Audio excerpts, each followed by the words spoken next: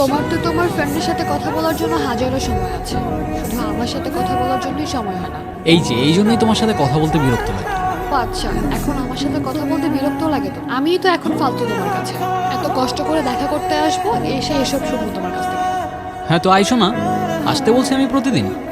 খেয়ার কাজ নাই, প্রতিদিন আবার কে দেখা করে? ঠিক আছে, কইরো না।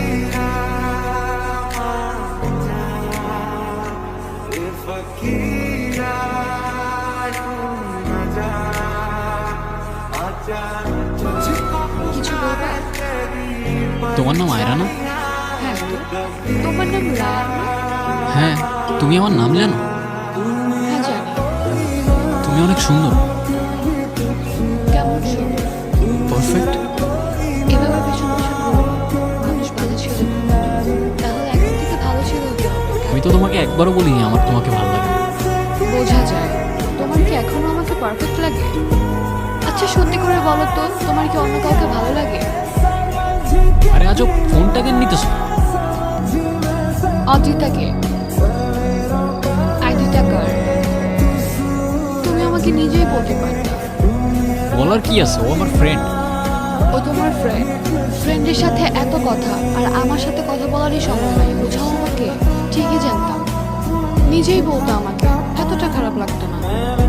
কখনো জোর করছি আমি তোমাকে কোনো ব্যাপারে? তুমি নিজেই বলতা তোমার আমাকে ভাল লাগে না, সুন্দর লাগে না, পারফেক্ট লাগে না, আমি চলে যাইতাম। কাজটা তুমি ঠিক করো না। তোমার সাথে কেনই বা কথা বলতেছি আমি?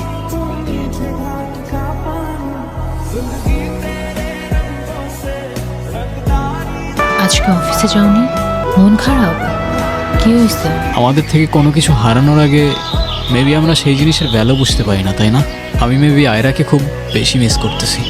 আমি মেবি আমার লাইফের সবচেয়ে ভ্যালুয়েবল কাউকে হারাই ফেলতেছি।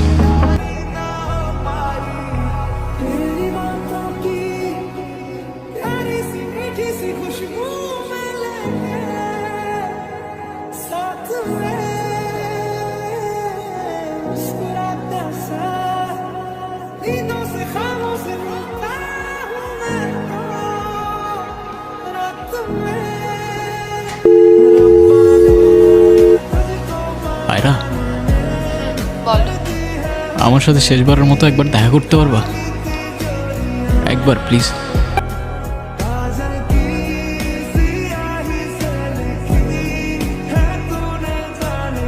আমি কিছু বললে বিশ্বাস করবা তুমি?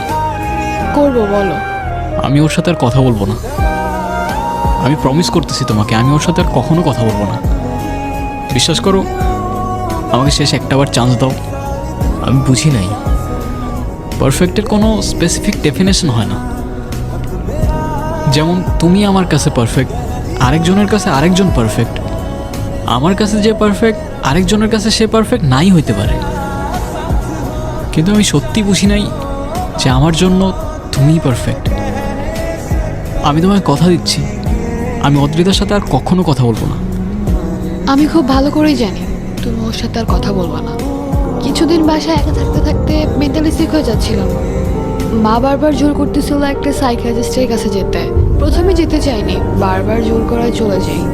আর যে সাইকিয়াট্রিস্টের কাছে যাই, ও আমার কলেজের ফ্রেন্ড ভিকি। তোমার লাইফে কি চলছে?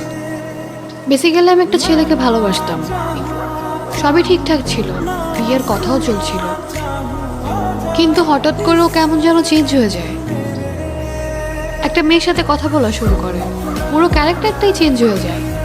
আর ছেলেটার নাম রায়ান, তাই তো? রায়ান গত 3 বছর ধরে আমার পেশেন্ট। এর আগে আমার সিনিয়রের পেশেন্ট ছিল। যদি একটু ভেঙে বলি তাহলে হচ্ছে রায়ান নিজে নিজে ইমাজিনারি ফ্রেন্ড বানায়, মানে কাল্পনিক ক্যারেক্টার, যেগুলো বাস্তবের সাথে কোনো কানেকশন নেই। রায়ানের বাবা মা দুজনেই ছিলেন সাংবাদিক।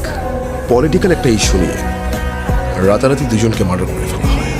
তুমি বুঝতেছো ছেলেটার উপর কি পরিমাণ ট্রমা যায়? ওর আত্মীয়রা ভয় পেয়ে ওকে অ্যাডপ্ট করতে চায় না। কি বলতেছো তুমি? অদ্রিতা সত্যি আমার ফ্রেন্ড, আমাদের মাঝে মধ্যেই দেখা হতো, কথাও হতো। তাহলে ওর একটা ফটো দেখাও আমাকে। কিন্তু ওর কোনো ফটো তো আমার কাছে নাই। ওর কোনো ছবি তোমার কাছে নাই কারণ ওর কোনো অস্তিত্ব এই দুনিয়াতে নাই। অদ্রিতার কিছুই না, শুধুমাত্র তোমার ভ্রম।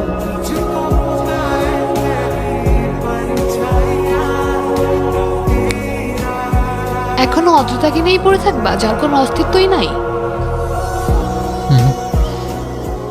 এখন আর সুন্দর লাগে না আমাকে? লাগে তো, কেমন সুন্দর? একদম পারফেক্ট। হইছে থাক, অদ্বৈতের ভূত মাথা থেকে নামলে এবার চলো। কোথায়? বাবা মার কাছে। অনেক কষ্টে ম্যানেজ করছি, চলো এখন।